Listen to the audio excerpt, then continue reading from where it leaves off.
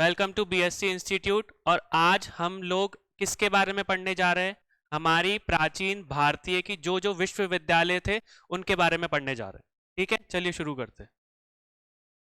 तो सबसे पहले हमको क्या जानने को मिलता है कि यहाँ पे ये जो बिहार यूज हुआ है, ये बिहार नहीं है, ये वो बिहार है। ठीक है, और इंग्लिश में भी बिहार है। बिहार का मतलब समझते हैं ना हम लोग? ठीक है, मोनेस्ट्रीज जो होती हैं, जो बोल सकते हो कि जहाँ पे भिक्षु वगैरह रहते हैं। ठीक है, गो वाला वर्ड हम यहाँ पे यूज कर रहे हैं। तो क्या बोला है सबसे पहले कि बिहार और विश्वविद्यालय के बारे में हमको पढ़ना है, ये हमारा टॉपिक है। अब इसमें क्या बताया है कि जातक कथाएं, जो कि बोल सकते हो कि जुआन जैंग और आई किंग, जो कि क्या थे, चीनी विद्वान थे। ठीक है, हमारी बोल सकते हो कि जातक कथाओं में हम लोग इस चीज का जिक्र है। और उसमें भी हमारे कुछ चीनी विद्वान हैं, जो कि जिनका नाम क्या है, जुआन जैंग और आई किंग।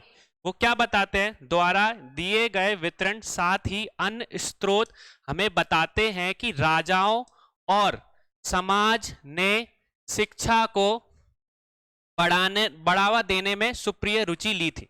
मतलब कि जहां पे भी बोल सकते हो कि जितने भी राजास थे या बोल सकते हो जितने भी समाज थे, हमेशा उसने एजुकेशन को और शिक्षा में इंटरेस्ट लिया है और उसको बढ़ाने की कोशिश की है कि अगर हमारे बच्चे हैं तो हम बच्चों को सबको शिक्षा देंगे।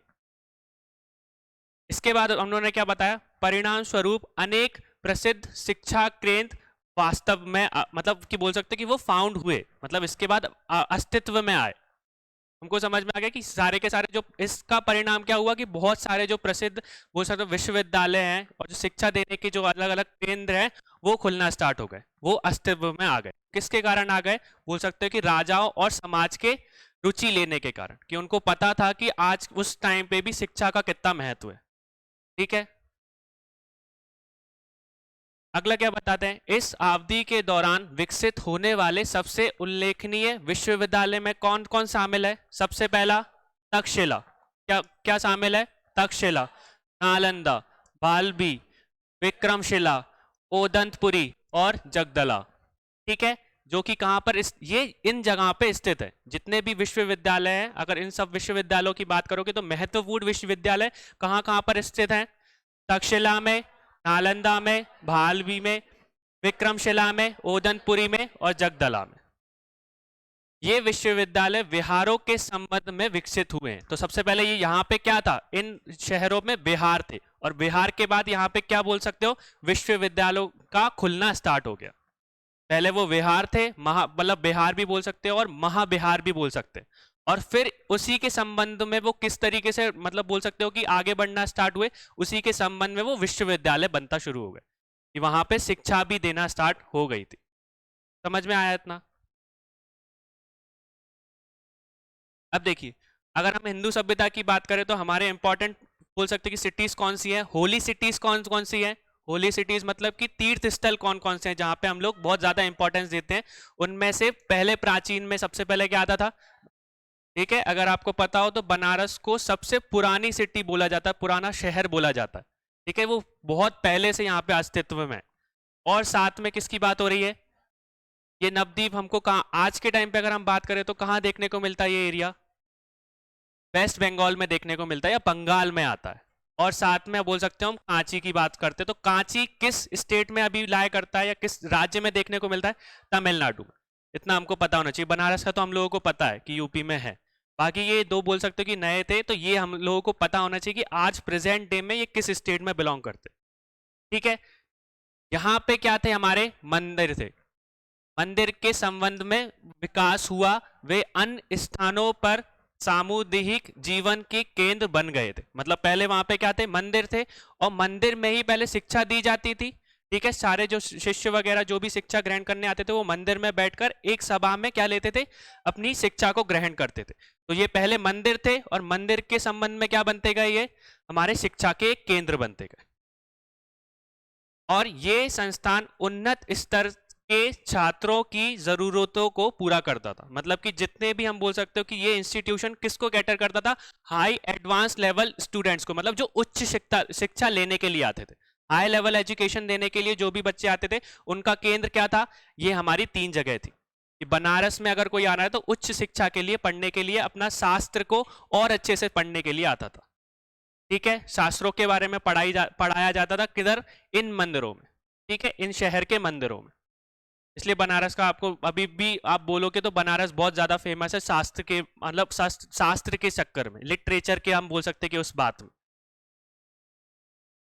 इसके बाद क्या बताया गया, ऐसे छात्र उन उच्च शिक्षा केंद्रों से जुड़ते थे, प्रसिद्ध विद्वानों के साथ आपसी विचार विमर्श वाद विवाद द्वारा अपना ज्ञान विकसित करते थे। अगर वहां पे अगर कोई जा रहा है, अगर कोई भी स्टूडेंट जा रहा है तो बहुत सारे विद्वान रहते थे, उन विद्वानों के साथ वो उच्च शिक्षा ग्रहण करने जा रहे हैं तो कैसे उच्च शिक्षा मिलती थी उनको बोल सकते हैं अपने आपसी विचारों को आदान प्रदान करके। ठीक है, डिबेट करके। डिबेट में जाते हैं ना तो मतलब कि कुछ चीजें वो मतलब एक टॉपिक हो जाएगा, या शास्त्रार्थ के बारे में सुना है ना आपने, ये कंपटीशन टाइप का होता था जिसमें शास्त्रार्थ की दो अगर ब्राह्मण है तो आपस में शास्त्रार्थ होता था, कुछ चीजें वो पूछेंगे कुछ चीजें हम पूछेंगे, तो उस टाइम पे जो विद्वानों के साथ क्या होती थी, आपसी विचार विमर्श हुआ करता था और साथ में वाद विवाद होता था या डिबेट हुआ करता था। उसके कारण जो भी इंसान वहां पे ज्ञान अर्जित करने के लिए जाता था उसका ज्ञान का क्या होता था, विकास होता था। ठीक है, अभी भी हम अगर जाते हैं तो अगर डिबेट कंपटीशन में आप जाओगे तो डिबेट कंपटीशन में एक टॉपिक होता है, तो उसमें भी एक टॉपिक में आपको बता दिया जाएगा कि आपको टॉपिक के फेवर में बोलना है या अगेंस्ट में बोलना है। ठीक है, उसके पक्ष में बोलना है या उसके विपरीत में बोलना है। तो अगर आप पक्ष में बोल रहे हैं तो आपके पास एक तरीके की नॉलेज है ना, दूसरी नॉलेज कब मिलेगी, जब कोई इंसान दूसरी तरीके से अप्रोच से आपको समझाएगा। ठीक है, तो उस टाइम पे भी जब ज्ञान लिया जाता था या ज्ञान की बात होती थी, कोई इंसान अपनी नॉर्मल पढ़ाई जो प्रारंभिक शिक्षा थी उसको पूरी करके उच्च शिक्षा के लिए जाता था, तो विद्वानों के साथ किस तरीके से वो मतलब आपसी व्यवहार, मतलब आपसी में जो क्या कहते हैं शास्त्रार्थ कर रहा है या बोल सकते हैं कि वाद विवाद कर रहा है, वो सारी चीजें उसको क्या करती थी, ज्ञान को विकसित करने में या ज्ञान बढ़ाने में मदद करती थी। ठीक है, इसके बाद क्या बताया, कभी कभी राजा द्वारा भी एक सभा बुलाई जाती थी। हमने बहुत सारी आप बोल सकते हो कि पुरानी कहानियों में भी देखा, या पुरानी आप देख सकते हो कि बहुत सारी चीजें में हमको देखने को मिलता है कि राजा भी अपने जो भी बोल सकते हैं कि उस टाइम पे महल में किसको बुलाता था, एक सभा रखता था, और उस सभा में भी बहुत अलग अलग तरीके के बिहारों के और विश्वविद्यालय के विद्वानों को बुलाया जाता था, और उनके बीच में बोल सकते हैं कि कॉम्पिटिशन कराया जाता था, शास्त्रार्थ कराया जाता था। और जब वो शास्त्रार्थ होता था तो उस शास्त्रार्थ में भी हमको पता चलता था कि बहुत सारी चीजें जो आम जनता है उनको भी उसके बारे में जानने को मिलता था, राजा को भी जानने को मिलता था, और जो बोल सकते हैं कि दो कॉम्पिटिटर्स थे जो बीच में मतलब आपस में शास्त्रार्थ कर रहे हैं, उनका भी ज्ञान बढ़ता था।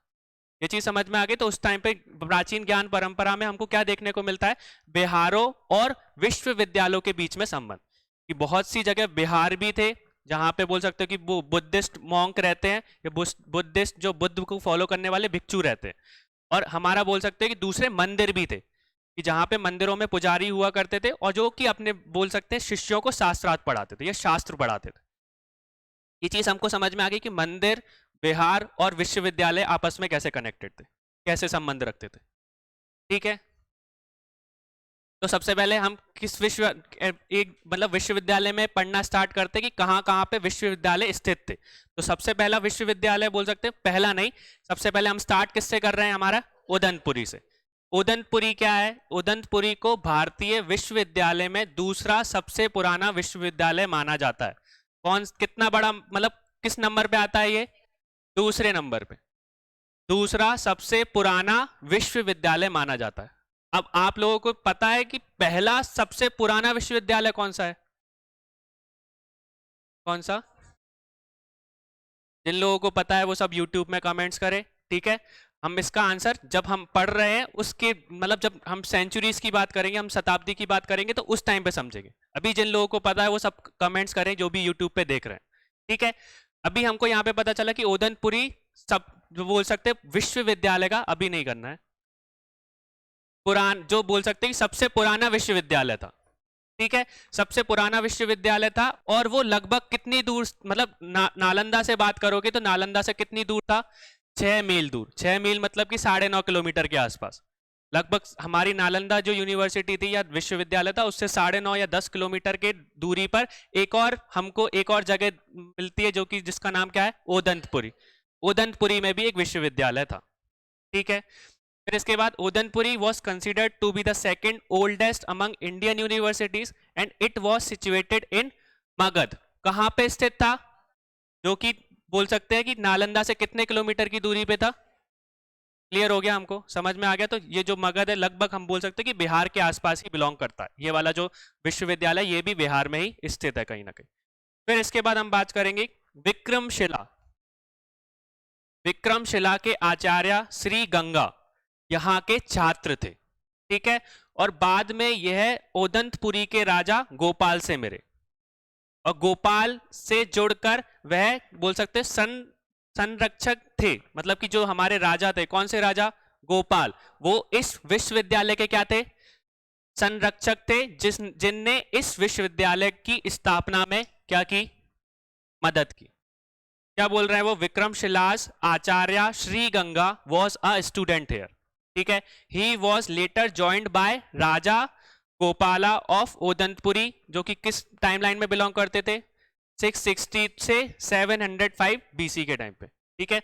आप बोल सकते हो कि जो ये सारी की सारी ट्रस्टी बोल सकते हो। अगर आपको पैट्रॉन का मतलब समझ में नहीं आता तो हम ट्रस्टी यूज करते हैं आज के टाइम पे, कि जो आपके जो स्कूल या बोल सकते हैं कॉलेज के ट्रस्टीज हुआ करते थे, तो वो बोल सकते हैं राजा गोपाल यहाँ के क्या थे, ट्रस्टी थे, जिन्होंने इस विश्वविद्यालय को बनाने में, स्थापना कराने में क्या की थी, मदद की थी। समझ में आ गया। इसके बाद क्या बताया गया कि तिब्बती अभिलेखा में के अनुसार ओदंतपुरी में लगभग 12,000 छात्र थे। अगर उस टाइम पे अगर तिब्बतियन बोल सकते हो कि रिकॉर्ड्स की बात करो तो उस टाइम पे कितने स्टूडेंट्स ओदंतपुरी में पढ़ते थे, 12,000। अब क्या बताया गया, यह भी मुस्लिम आक्रमणकारियों के हाथों नष्ट हो गया। और इस विश्वविद्यालय को किसने खत्म किया, मुस्लिम आक्रमणकारियों ने इसको नष्ट किया।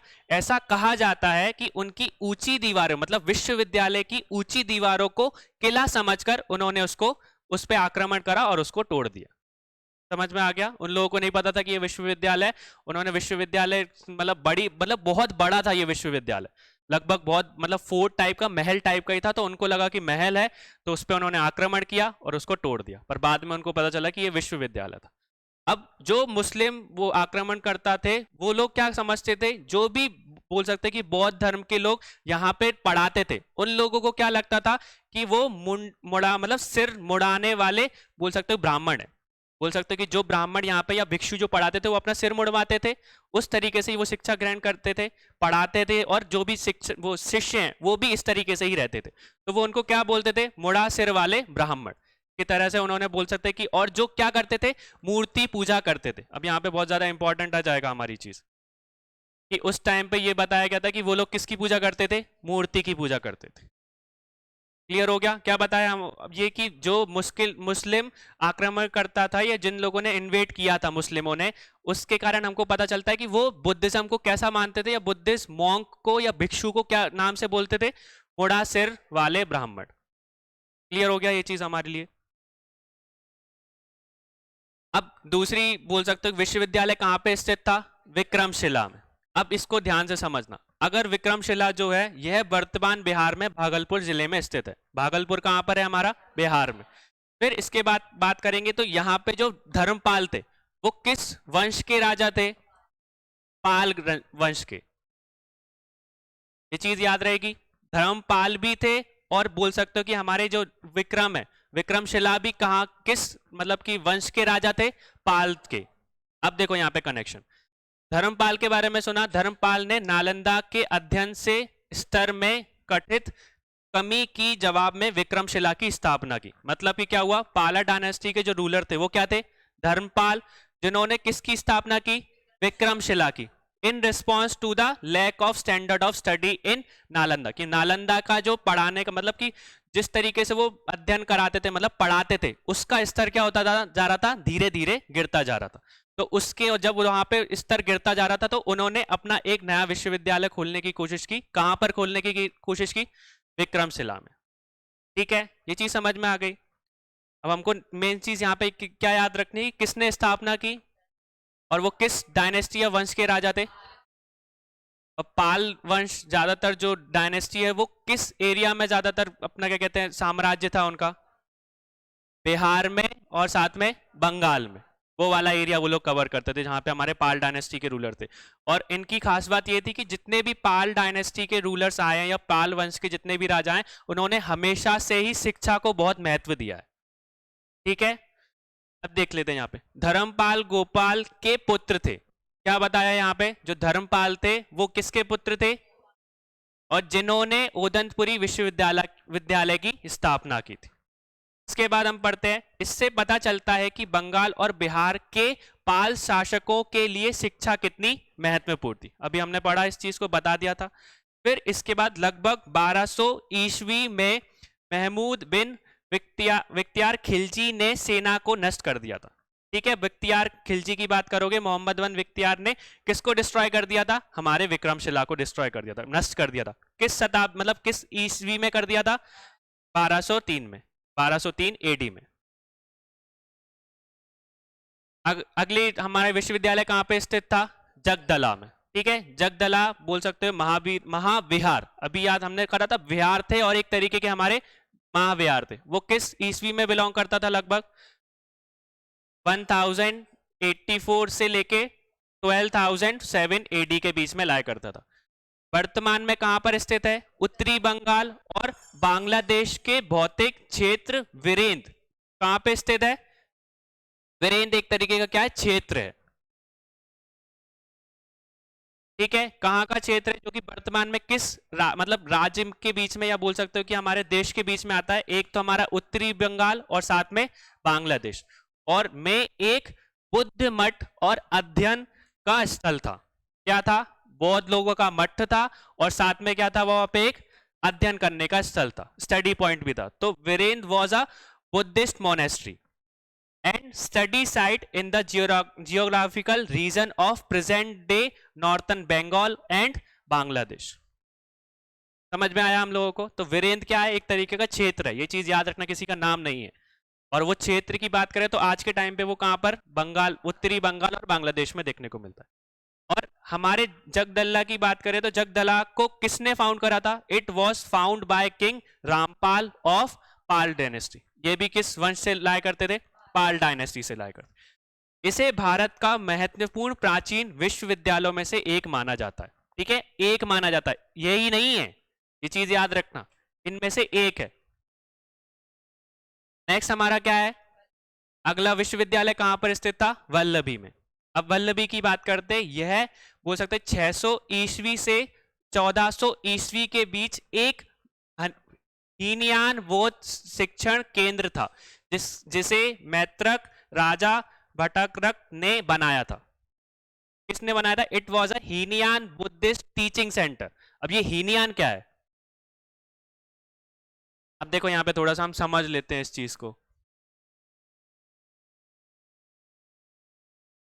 अब देखो, अगर आपने बुद्धिज्म के बारे में पढ़ा होगा तो बुद्धिज्म में बोल सकते हो कि अलग अलग तरीके के संप्रदाय थे। ठीक है, सेक्ट थे। तो कितने तरीके के मेन इंपॉर्टेंट सेक्ट थे, कितने तरीके के थे, बुक में 2 ही दिए हैं। अब देखो मैं बता देता हूँ थोड़े से, अब ब्रीफली, अब थोड़ा सा डीप हो जाएगा तो वो चीज अच्छे से समझना। एक बार समझ लोगे तो जब हम बोधिसत्व पढ़ेंगे ना तो दिक्कत नहीं आएगी, ये एंशिएंट इंडिया में भी काम आएगा। हमारे 3 तरीके के बोल सकते हो कि संप्रदाय थे या सेक्ट थे। ठीक है, पहला जो संप्रदाय था वो क्या था, हमारा थेरावाड़ा। पहला कौन सा था, जिसको हम आज के टाइम पे किस तरीके से मानते हैं, हीनयान बुद्धिज्म के नाम से भी जानते हैं। ठीक है, वैसे होने को दोनों में अंतर है, थेरावाड़ा बुद्धिज्म संप्रदाय अलग है और हीनयान अलग है, पर दोनों में सिमिलैरिटी है और इसको आज के टाइम पे हम लोग एक ही मानते हैं। क्योंकि हीनयान जो बुद्धिज्म सेक्ट है या वो बोल रहे हो, वो खत्म हो चुका है या लुप्त हो चुका है। तो आज के टाइम पे जो हम बुद्धिज्म टेक्स्ट यूज करते हैं जिसको हीनयान बोला जाता था, वो थेरावाड़ा ही है। ठीक है, थेरावाड़ा में बेसिकली ये बोल सकते हो कि ये सभी बुद्धिज्म तीनों आपका संप्रदाय में सबसे पुराना सेक्ट है, सबसे पुराना संप्रदाय है। और अब देखो, अब ये जो संप्रदाय है ये अलग अलग तरीके के संप्रदाय क्यों बने, हमने 3 तरीके मैंने बताया कि बुद्धिज्म में 3 तरीके के संप्रदाय या बोल सकते हो 3 अलग अलग तरीके के सेक्ट है। अब वो तीनों 3 अलग अलग क्यों हुए, तो सबसे पहली बात कि जो गौतम बुद्ध थे उन्होंने बहुत सालों तक अपनी शिक्षा को मतलब ज्ञान बांटा था। ठीक है। और जब उन्होंने ज्ञान बांटा तो उनके जो ग्रहण करने वाले बोल सकते हो कि शिष्य थे वो भी बहुत सारे हुए होंगे, और उन्होंने भी वो टीचिंग को फॉरवर्ड करा होगा। तो इसके कारण कभी भी वो गौतम बुद्ध ने अपने ज्ञान को इस तरीके से मैनिफेस्ट नहीं करा था कि यही चीज होनी चाहिए, कि अगर उन्होंने कोई चीज लिख दी तो उसके पर्टिकुलर वही पॉइंट्स होने चाहिए कि बुद्धिज्म को इस तरीके से ही फॉलो कर सकते हैं या किसी काम को इसी तरीके से कर सकते हैं। उन्होंने ऐसा कभी नहीं करा था। उन्होंने ये चीज मतलब बता दी थी, अपने ज्ञान में दे दिया था कि समझदार जो भी इंसान होगा ना, वो समझदार इंसान इस वाक्य को अपने हिसाब से समझ लेगा। ये चीज क्लियर हो गई। तो इसलिए हमारे जो संप्रदाय है या सेक्ट है वो अलग अलग तरीके के हो गए, क्योंकि इंसान ने उसको अलग अलग तरीके से अपनाया और अलग अलग तरीके से उनके शिष्यों ने उसको अपनाया, और उसके कारण हमारे अलग अलग संप्रदाय और सेक्ट हमको देखने को मिलते। ये चीज समझ में आ गई हम लोगों को। अब थेरावाड़ा में मेन चीज क्या थी, हम लोग अगर देखें तो थेरावाड़ा है, दूसरा देखो तो क्या है हमारा महायान है, ये दो आपने पढ़े थे। ठीक है, तीसरा भी हमारा यहाँ पे बिलोंग करता है। तो तीसरा क्या है हमारा, जिसको हम तंत्रयान भी बोलते हैं और बोल सकते हो कि वज्रयान भी बोलते हैं। ये चीज क्लियर हो गई। पहला हमारा कौन सा है, थेरावाड़ा, दूसरा कौन सा है और तीसरा कौन सा है, वज्रयान या तंत्रयान। एक ही तरीके से हम लोग यूज करते हैं आज के टाइम पे। अब देखो थेरावाड़ा जो आपका बोल सकते हो बुद्धिज्म सेक्ट है, उसमें किसका कॉन्सेप्ट दिया गया है, एक बोल सकते हो हैरत का।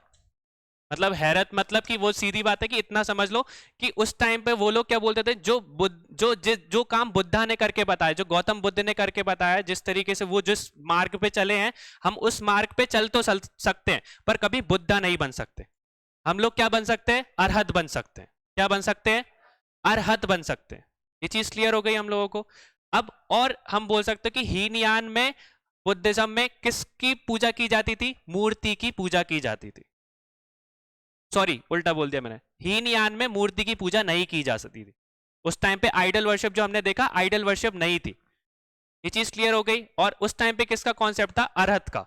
उन लोगों का ये मानना था कि हम अगर गौतम बुद्ध के मार्ग पे चलेंगे तो वो कभी भी क्या नहीं हो सकते, हम लोग गौतम बुद्ध तो नहीं बन सकते पर कम से कम हम लोग क्या कर सकते हैं, अरहत बन सकते हैं। ठीक है, मतलब कि उस पाथ पे तो चलेंगे और जो जो उन्होंने टीचिंग दी है, और बोल सकते कि जो उन्होंने चार मुख्य वो सत्य के बारे में बताया था, वो जो ये सेक्ट है वो उसको प्रॉपर तरीके से फॉलो करता है। ये चीज क्लियर हो गई। और अगर नहीं पढ़े तो ये हम लोग बुद्धिज्म में फॉलो करेंगे, बस अभी मैं थोड़ा सा आपको बेस बता रहा हूँ, अंतर बता रहा हूँ तीनों में।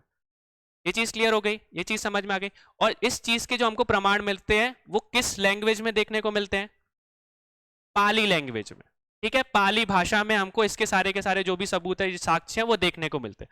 और ये बोल सकते हो कि ये वाला जो सेक्ट है वो किसके राज्यकाल में आया था, अशोका के राज्यकाल में आया था। कि बोल सकते हो कि जिस टाइम पे ये सेक्ट निकल के आया था उस टाइम पे किसका शासन था, अशोका का। और बोला जाता है कि अशोका ने ही ये इसका मतलब बोल सकते हो कि इसको फैलाया था। अगर अशोका की बात करोगे तो अशोका ने किस तरीके का संप्रदाय को फैलाने में मदद की थी, तो थेरावाड़ा या हीनयान में। तो उन्होंने कुछ जो बोल सकते हो कि मतलब कि लिखा हुआ लिटरेचर्स श्रीलंका में भी भेजे थे। अब यहाँ पे इंपॉर्टेंट आप लोग ये चीज जरूर नोट कर लेना कि ये जो हीनयान या बोल सकते हो थेरावाड़ा जो आपका सेक्ट है वो अभी या उस टाइम पे किस कंट्रीज में ज्यादा प्रचलन में था। तो सबसे पहले हमारे आसपास की एशिया की बात करोगे तो सबसे पहले क्या था, श्रीलंका। ठीक है, दूसरा हमारा क्या था, बर्मा या बोल सकते हो म्यांमार। ठीक है, तीसरा क्या था, बोल सकते हो कि थाईलैंड। ठीक है, ये सारे के सारे साउथ ईस्टर्न एशिया की बात कर रहे हैं। और थाईलैंड के पास में दो और कंट्रीज है, एक है लाओस और पांचवी हमारी कंबोडिया। ये पांच ऐसी कंट्रीज है जहां पे हीनयान को हम लोग क्या करते, मतलब हीनयान बुद्धिज्म ज्यादा फेमस हुआ था। क्लियर हुई। अब यहाँ पे हम महायान की बात करते हैं तो महायान में क्या अंतर आ गया, यहाँ पे आपने बोधिसत्व का जो कॉन्सेप्ट पढ़ा है ना, वो बोधिसत्व का कॉन्सेप्ट कहां किस बुद्धिस्ट संप्रदाय से निकल के आया है, महायान से। ये चीज क्लियर हो गई। हमको पढ़ना है ये वाली यूनिट में बोधिसत्व का, इसलिए मैं यहाँ पे बेस बना रहा हूं। अब आपको नॉर्मली नॉलेज होनी चाहिए कि महायान में क्या अंतर है और हीनयान में क्या अंतर है। अब हीनयान में बस इतना सा ही अंतर है कि बेसिकली ये जो जो शिष्य वगैरह थे, जो शिष्यों का कॉन्सेप्ट था या बोधिसत्व का जो कॉन्सेप्ट था, वो हमको यहाँ पे देखने को मिलता है। ये चीज क्लियर हो गई। और यहाँ पे देखने के साथ में इसके जो साक्ष्य मिले हैं वो हमको किस भाषा में देखने को मिलते हैं, संस्कृत भाषा में। ठीक है, पहला जो थेरावाड़ा जिसके बारे में हीनयान के बारे में पढ़ा, उस हीनयान में हमको जो भी चीज मिली है, जो भी साहित्य मतलब उसमें साहित्य में चीजें मिली है, वो पाली लैंग्वेज में मिली है, और महायान में हमको किस लैंग्वेज में मिली है? ठीक है, और इसमें ही हम बोल सकते हो कि आइडियल वर्शिप को माना जाता था कि उन्होंने अपने हिसाब से उसको मैनिफेस्ट करा था कि हम लोग किसकी पूजा करेंगे? मूर्ति पूजा करेंगे। ठीक है, थेरावाड़ा जो सबसे पुराना है उसमें मूर्ति पूजा का सिद्धांत नहीं था, पर महायान में मूर्ति का सिद्धांत आ गया था। समझ में आ गया इतना हमको? इसमें क्लियर है। और तंत्र बोल सकते हो कि जिस बुद्धिज्म में बोल सकते हो तंत्र का इस्तेमाल होना स्टार्ट हो गया, उसको हम लोग क्या बोलते हैं? वज्रयाना, या बोल सकते हैं तांत्रयान। ठीक है, उस बुद्धिज्म में अब तीनों में अंतर क्या था? उस टाइम पे जो तंत्रयान था वो क्यों फेमस हुआ था इन दोनों के कंपैरेटिवली? क्योंकि हीनयान में या महायान में अगर आपको आत्मज्ञान चाहिए, एनलाइटमेंट चाहिए, अगर बुद्धा के पाथ में चलोगे तो उसमें आपको सालों लग जाएंगे। और जब भी कोई इंसान अगर बुद्धा के मार्ग पे चलता था तो उसको रिजल्ट नहीं दिखते थे। अगर आप एनलाइटमेंट आत्मज्ञान के लिए जा रहे हो, तो आत्मज्ञान की वो कर रहे हो, तो आपको रिजल्ट नहीं दिखेंगे। पर तंत्रयान में क्या होता था? तंत्र विद्या के थ्रू हम लोग मतलब बोल सकते हो कि एक साइकोलॉजी बना के रख दी थी कि अगर हम उस बुद्धा के मार्ग पे चल रहे हैं तो कुछ ना कुछ अलग तो करना चाहिए। तो तंत्र विद्या से हम लोग क्या कर सकते थे? बहुत सारी चीजों को कर सकते थे। तो लोगों को लगा कि हाँ, अब हम लोग अगर मार्ग पे चल रहे हैं तो हमारे हाथ में हमारे पास कुछ शक्तियां हैं, और उन शक्तियों से अब हम क्या कर सकते हैं? आत्मज्ञान प्राप्त कर सकते हैं। और तीनों संप्रदाय में से सबसे जल्दी आत्मज्ञान कौन मतलब किस तरीके के जो संप्रदाय के लोग पाते थे? तंत्रयान वाले। और उनको यही लगता था कि अगर हमको जल्दी से आत्मज्ञान मिल गया तो हम लोग जो बुद्धा की टीचिंग है, बुद्धा का जो ज्ञान है, वो आसानी से क्या कर सकते हैं? लोगों में फैला सकते हैं, या लोगों की जो भी सफरिंग्स है, जो भी बीमारियां हैं, जो भी दुख है, उसको आराम से हम लोग क्या कर सकते हैं? दूर कर सकते हैं। इतना समझ में आया? तो अब जब भी हम लोग वज्रयान की बात करेंगे, हीनयान की बात करेंगे, या बोल सकते हैं महायान की बात करेंगे, हमको दिक्कत नहीं होनी चाहिए। यहाँ पे मेरा यही मेन चीज था कि बुद्धिज्म का लगभग हमने कॉन्सेप्ट यहाँ पे क्लियर कर लिया है। ठीक है, अब हमने देखा कि जो अब थेरावाड़ा या हीनयान है वो 5 कंट्रीज में फैला था। अब जो महायान का कॉन्सेप्ट है या महायान जो है वो किस कंट्री में ज्यादा फेमस हुआ था? सबसे पहला है हमारा चाइना, दूसरा है जापान, और तीसरा कोरिया। वहां पे जो आज के टाइम पे भी आप जो भी कंट्रीज में बुद्धिज्म को फॉलो करते हैं वो महायान को फॉलो करते हैं। अगर आप देखोगे तो वो मूर्ति पूजा करते हैं, है ना? तो हमको अब याद रखना है कि मूर्ति पूजा किस यान के बोल सकते हैं बुद्धिस्ट संप्रदाय में थी? तो महायान। अगर कोई मूर्ति की पूजा नहीं कर रहा है तो लगभग वो हीनयान को प्रैक्टिस कर रहा है, और मंत्र से कोई अगर बुद्धिज्म को फॉलो कर रहा है तो वज्रयान या तंत्रयान को कर रहा है। ठीक है, और तंत्रयान बहुत ज्यादा फेमस हुआ था उस टाइम पे जब वो निकल के आया था। तो अगर बात करें तो हम बोल सकते हैं कि हमारी पास की जो कंट्री है, नेबरिंग कंट्रीज है, पड़ोसी देश है, नेपाल में बहुत ज्यादा प्रचलन में आया था। और बोल सकते हो कि हमारे अगर इंडिया की बात करोगे तो उसमें हमको अभी के टाइम पे लद्दाख में और सिक्किम में तंत्रयान टाइप का बुद्धिज्म सेक्ट हमको देखने को मिलता है। समझ में आ गया? ये चीज क्लियर हो गई? यहां से हम लोगों को समझ में आया इसका मतलब? ठीक है, तो हमने देख लिया कि जो वेलवी है वो किस तरीके का बोल सकते हो बुद्धिस्ट सेक्ट या संप्रदाय को फॉलो करती थी? हीनयान को। ठीक है, और साथ में इसको किसने बनाया था? कब बनाया था? 1600 एडी और 1400 एडी के बीच में इसका अस्तित्व था। और किसने बनाया था इसको? मृतक, वो बोल सकते हो राजा के, मृतक देश के राजा कौन थे? भट्टारक। ये चीज समझ में आ गई? अब इसके बाद देखते हैं द मृतक मृतक king who ruled the country served as a patron या ट्रस्टी ऑफ द यूनिवर्सिटी। जितने भी हम बोल सकते हो कि जो मैत्रिक राजा हुए हैं वो सारे के सारे मतलब उन लोगों ने इस विश्वविद्यालय में क्या किसका काम किया है? ट्रस्टी का या संरक्षण का। इसके बाद हम देखते हैं 1480 ईस्वी और मतलब 775 ईस्वी के वादवी के दौरान भालवी मात्रक साम्राज्य की राजधानी थी। मतलब ड्यूरिंग द पीरियड ऑफ बोल सकते हैं ईस्वी में वेल्वी वॉज द कैपिटल ऑफ मृतक एम्पायर। अगर मृतक एम्पायर की बात करोगे तो मृतक एम्पायर की कैपिटल क्या थी उस टाइम पे? भेल। ठीक है, जहां पे विश्वविद्यालय स्थित था। अब देख लेते हैं next. The patron king fell victim to an Arab attack in 1775 AD and as a result the university suffer a brief setback. मतलब कि उस टाइम पे क्या हुआ था? 1775 ईस्वी में किसने हमला कर दिया था? अरब लोगों ने हमला कर दिया था। मतलब कि इस बोल सकते हो पहलवी जो विश्वविद्यालय था उस पर किसका अटैक हो गया था? अरब लोगों का। और उसके कारण जो भी परिणाम स्वरूप क्या हुआ, इस विद्यालय को एक बड़ा झटका लगा, मतलब कि एक तरीके से उसकी दीवारें टूट गई और उसका एक तरीके से नुकसान हो गया। और फिर उस नुकसान की अगर हम भरपाई की बात करें तो वो कभी हो नहीं पाई। जैसी वो यूनिवर्सिटी पहले थी अरब के अटैक से पहले, वैसी की वैसी बन नहीं पाई। ठीक है, बस उस टाइम पे क्या होता था, बाकी के जो मृतक वंश के जो राजा बाद में आए थे वो लोग एक तरीके से उपहार के रूप में या गिफ्ट के रूप में कुछ ना कुछ बनवा देते थे या कुछ ना कुछ चीज कर देते थे, पर वो फुली डेवलप नहीं हो पाए, पूरी तरीके से विकसित नहीं हो पाई जैसे वो पहली थी। समझ में आ गया? ये चीज क्लियर हो गई। And in the 12th century essentially of its education operation gradually ceased due to the loss of the मतलब पेट्रॉन किंग्स, मतलब कि जो यहाँ के ट्रस्टी किंग थे वो बोल सकते हैं कि उनकी मतलब कि कमी के कारण, मतलब बाद में उन्होंने उस चीज के ऊपर ध्यान नहीं दिया, कुछ फंड्स वगैरह वहां पे नहीं पहुंच पाए, तो उसके कारण वहां पे जो एजुकेशन सिस्टम था, जिस तरीके से पहले पढ़ाया जाता था, उसका लेवल बहुत ज्यादा नीचे गिर गया था। समझ में आया? क्योंकि सही तरीके से जैसे पहले मृतक राजाओं ने उस विश्वविद्यालय पर ध्यान दिया था, बाद के उनके जो राजा आए थे मृतक वंश के लोगों ने उस पर ध्यान नहीं दिया, और उसके कारण वो जो था उसकी स्थिति खराब होती गई और पढ़ने का जो तरीका था, जो स्तर था, वो भी नीचे गिर गया। ठीक है, अब हम हमारी बोल सकते हो कि दो तीन इंपॉर्टेंट जो यूनिवर्सिटीज है, विश्वविद्यालय, उनकी बात कर रहे हैं। तो सबसे पहला हमारा क्या है? नालंदा। ठीक है, ये चीज तो हमको बताने की जरूरत भी नहीं है कि कहां पर है, सबको पता है कि ये बिहार में। और ये किस शताब्दी के बीच में लाई करती थी, मतलब यहाँ पे एजुकेशन सेंटर कब था? क्या बोल 5वीं शताब्दी से 12वीं शताब्दी से एडी तक। ठीक है, ये चीज हमको समझ में आती है। अब यहाँ पे टाइमलाइन याद रखना कि यहाँ पे जो उच्च शिक्षा, मतलब जो बोल सकते हैं कि शिक्षा का जो केंद्र था, वो किस शताब्दी से किस शताब्दी के बीच में था? 5th सेंचुरी एडी से 12th सेंचुरी एडी के बीच में।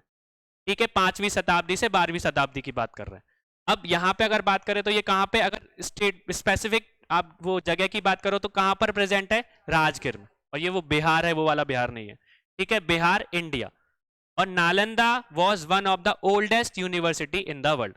एक तरीके की बोल सकते हो कि सबसे पुरानी विश्वविद्यालय में से एक है, पर विश्वविद्यालय नहीं है। मतलब इससे ये क्या क्लियर होता है कि नालंदा भी हमारे सबसे पुराना विश्वविद्यालय नहीं है। ठीक है, इसके बाद हम बात करते हैं, यूनेस्को हैज डिक्लेयर्ड द बोल सकते ruins of Nalanda Mahavira as a world heritage site. मतलब क्या बोला है कि यूनेस्को ने नालंदा महाविहार के खंडरों को विश्व धरोहर स्थल घोषित किया है। वर्ल्ड हेरिटेज साइट समझते हो, जो कि किसने टैग दिया था? यूनेस्को ने दिया था। किसको दिया था? नालंदा यूनिवर्सिटी। किस ईयर में दिया था?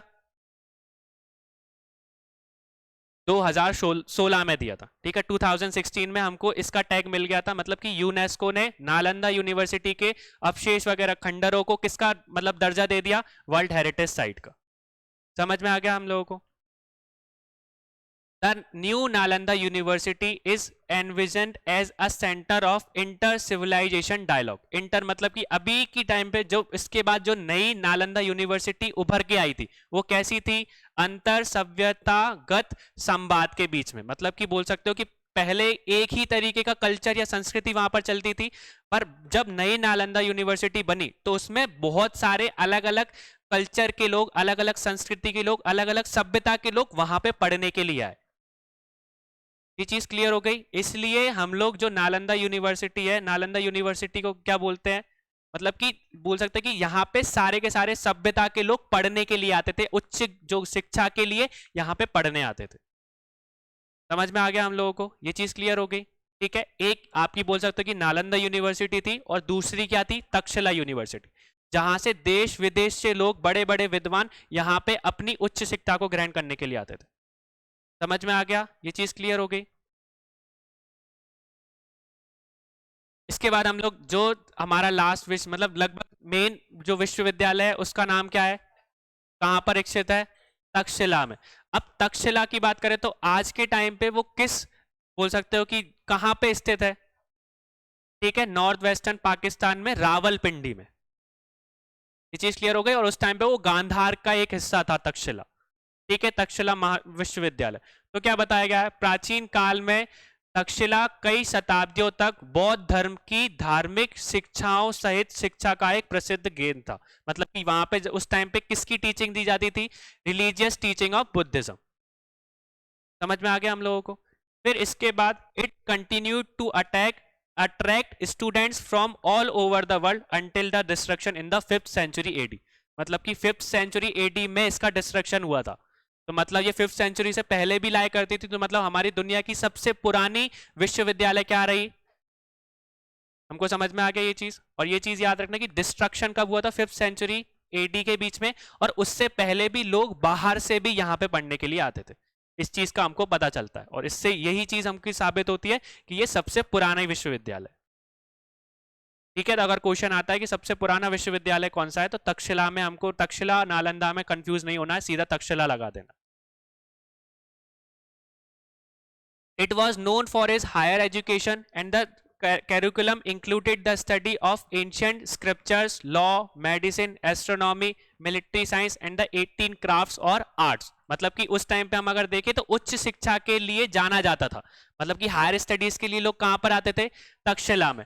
और अगर देखोगे तो वहां पे कौन कौन से विषय फेमस थे, वहां पे धर्म ज्ञान के, धर्म ग्रंथों के बारे में बताया जाता था, कानून के बारे में बताया जाता था, चिकित्सा के बारे में बताया जाता था, भूगोल विज्ञान के बारे में बताया जाता था, सह विज्ञान या आर्ट, शिल्पों या कलाओं का अध्ययन शामिल था। मतलब कि हर विषय में हमारा तक्षशिला बहुत ज्यादा फेमस था। और बोल सकते हो कि हर विषय में वहां पे फेमस था। तो इससे हमको क्या पता चलता है कि वहां पे बहुत अच्छे टीचर्स रहे होंगे, बहुत अच्छे वर्ल्ड क्वालिटी के, मतलब विश्व भर के सबसे प्रसिद्ध टीचर्स वहां पे या शिक्षक वहां रहे होंगे। इसलिए वहां पे यह विषय क्या थे, बहुत अच्छे से पढ़ाए जाते थे और इसके लिए ये बहुत ज्यादा क्या था, इंपॉर्टेंट भी था। समझ में आया। इसके बाद क्या बोलता है, Takshashila become famous as a place of education because of the expertise of its teachers. मतलब कि वहां पे उनके अच्छी शिक्षक होने के कारण वो बहुत ज्यादा क्या था, फेमस था। अगली बार, इसके प्रसिद्ध शिष्यों में से प्रसिद्ध भारतीय व्याकरणविद परिणी भी थे। हमने पढ़ा था परिणी के बारे में। ठीक है, तो परिणी ने कहां से शिक्षा ग्रहण की थी, ठीक है, वह भाषा और व्याकरण के विषय विशेषज्ञ थे। मतलब कि उन्होंने ग्रामर और लैंग्वेज के ऊपर एक किताब लिखी थी, हमने देखी थी, उसको बाद में किसने ट्रांसलेट किया था, पतंजलि ने। हमने देखा था ना, मैंने बताया था, तो पतंजलि ने 3 चीजों की बोल सकते कि मतलब कि शास्त्र लिखे थे। एक में योग के क्षेत्र में योग सूत्र लिखा था, व्याकरण के सूत्र में उन्होंने लिखा था, और तीसरा किसकी उसमें लिखा था, चिकित्सा के उसमें। ये चीज क्लियर हो गई। तो हमारे बोल सकते कि परिणी ने किस नामक की, मतलब किस व्याकरण का बोल सकते अपनी शास्त्र में लिखा था, उसका नाम क्या था, अष्टयानी, ठीक है, नामक महायान कृतियों में से एक की रचना की थी। ठीक है, उनकी ग्रामर की बुक का, परिणी की ग्रामर या वो बोल सकते हो कि व्याकरण की बुक का नाम क्या था, अष्टयानी, जो कि किसके विषय में थी, हमारे बोल सकते हैं कि लैंग्वेज, भाषा में, या बोल सकते हो कि ग्रामर की फील्ड में थी। किस कौन सी लैंग्वेज की, संस्कृत। ये हमने पढ़ा था कि संस्कृत की भाषा को उसमें उल्लेख था, और साथ में किसका उल्लेख था, कुछ व्याकरण का। उसको आगे कौन लेके गया था, हमारे पतंजलि। समझ में आया। इसके बाद क्या है, जीवक मतलब जीवक एक बोल सकते हो कि हमारे वैज्ञानिक का नाम है। प्राचीन भारत के सबसे प्रसिद्ध क्या है, वो सब चिकित्सकों में से एक है। ठीक है, उन्होंने विज्ञान की फील्ड में और बोल सकते हो कि चिकित्सा की फील्ड में क्या करा था, बहुत ज्यादा अच्छी पढ़ाई की थी और अपने मतलब कि अपना कंट्रीब्यूशन दिया था। और साथ में कौन आते हैं, हमारे चाणक्य, जिनको हम लोग क्या किस नाम से भी बुलाते हैं, कौटिल्य।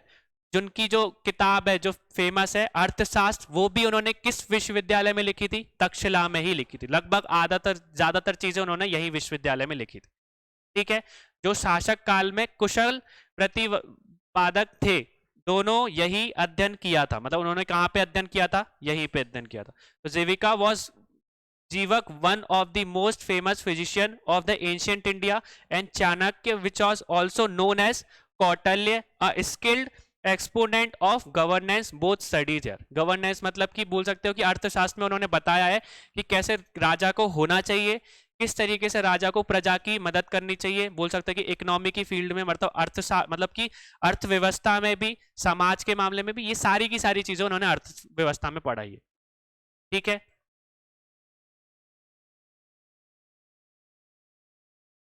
लंबी और कठिन यात्रा के बावजूद छात्र काशी, कौशल, मगध और अन्य देशों से तक्षशिला में आते थे। ठीक है, अलग अलग देश में बोल सकते हो कि हमारे देश की बात करोगे तो काशी, कौशल, मगध और बहुत सारे अन्य देशों से लोग यहाँ पे जो बड़े बड़े शिष्य थे या विद्वान थे वो अपनी और उच्च शिक्षा के लिए तक्षशिला में आते थे। ठीक है, इसके बाद Takshashila was the ancient Indian city in which it is what it is now in the northwestern Pakistan। कहाँ पर है? उत्तर पश्चिमी पाकिस्तान में हमको देखने को मिलता है। It is important archaeological site and was declared as a World Heritage by UNESCO in 1980। अगर तक्षशिला की बात करोगे तो तक्षशिला को जो हमको पुरातत्व स्थल है उसको यूनेस्को ने बोल सकते हो कि विश्व धरोहर स्थल कब बनाया था? 1980 में, 1980 में। समझ में आ गया? और नालंदा को कब बनाया था? 2016 में। ठीक है, और इसके अवशेष किसने ढूंढ के दिए थे हमको? अलेक्जेंडर कनिंघम ने। ठीक है, इसके अवशेषों या खंडरों की बोल सकते हो कि मतलब एक्सकेवेशन किसने किया था? किस आर्कियोलॉजिस्ट ने किया था? अलेक्जेंडर कनिंघम ने। अब यहाँ पे बात करें, it fames rest on the university where Chanakya is said to be composed his Arya Arthashastra. मतलब कि उन जो भी इस प्रसिद्ध विद्यालय का बोल सकते हो कि किस चीज पे टिकी हुई थी कि यहाँ पे चाणक्य ने अपनी अर्थशास्त्र की रचना की थी। समझ में आ गया कि अगर कोई पूछेगा चाणक्य ने अपनी अर्थशास्त्र किस विद्यालय या विश्वविद्यालय से संबंधित है तो तक्षशिला। इस तरीके के हमारे क्वेश्चन बन सकते हैं। और इट रुइंस मतलब जिसके जो खंडर थे वो किसने हमको ढूंढ के दिए थे? पुरातत्वविद हमारे अलेक्जेंडर कनिंघम। किस शताब्दी में दिए थे? 19th century. समझ में आया? अब यहीं पे हमारा लास्ट विश्वविद्यालय जो कि हम ऊपर से पढ़ रहे हैं इसको कि मानखेड़ा एक जगह थी जहां पे एक विश्वविद्यालय स्थित था। मानखेड़ा को हम लोग क्या बोलते हैं? मानखेड़ भी बोलते हैं, जो कि कहां पर स्थित है? कर्नाटका में। It become famous under the किस डायनेस्टी के अंदर में आया था? बोल सकते हैं राजपूत डायनेस्टी के अंदर में वो क्या आया था? उस टाइम पे ये चीज बनी थी या प्रसिद्ध था। और यहाँ पे जैन, बौद्ध, हिंदू विद्वानों के अध्ययन किया जाता था। मतलब कि यहाँ से जो भी स्कॉलर्स थे वो किस किस सेक्ट के आते थे? मतलब जैन लोग भी जहाँ पे पढ़ने के लिए जाते थे, बुद्धिस्ट लोग भी जाते थे और हिंदी लोग भी यहाँ पढ़ने जाते थे। ये चीज क्लियर हो गई? ये चीज समझ में आ गया? तो यहाँ पे हमारे जो एंशियंट इंडियन ट्रेडिशन नॉलेज है लगभग हमारा टॉपिक खत्म होता है। हमने लगभग ये सारे के सारे टॉपिक्स में कॉन्सेप्ट्स एंड आइडियाज को समझा, चीजों को समझने की कोशिश की कि किस विषय, जितने भी विषय हमारे भारतीय ज्ञान में मतलब उस टाइम पे प्रचलित में थे या बोल सकते प्रचलन में आए थे, उन विषय के बारे में हमने कॉन्सेप्ट्स के बारे में पढ़ लिया, उनके आइडियाज के बारे में बता दिया कि कौन कौन सी बुक्स है, कौन कौन सी चीजें दी हैं। ठीक है, ये सारी की सारी चीजें हमने क्लियर कर ली। यहाँ पे बस हमारा एक लास्ट टॉपिक बचा है। वो लास्ट टॉपिक हम लोग किसके बारे में पढ़ेंगे? ज्यादातर एजुकेशन के बारे में पढ़ेंगे। कि अगर अब अभी थोड़ा सा हिंट दे दे तो हम लोगों ने जो भी भारतीय ज्ञान में किस तरीके की परंपरा थी ज्ञान शिक्षा देने की, तो दो तरीके की हमने ज्ञान की शिक्षा देने का तरीका देखा। एक है हमारा वैदिक शिक्षा और साथ में दूसरी क्या थी? बौद्ध शिक्षा। इसमें एक वैदिक शिक्षा में गुरुकुल का प्रचलन ज्यादा था और हमारे बौद्ध में मठ का ज्यादा फेमस था। इसको थोड़ा सा मैं ब्रीफ में बता दूंगा, इसके बाद हम लोग भारतवर्ष शुरू करेंगे। ठीक है, थैंक यू।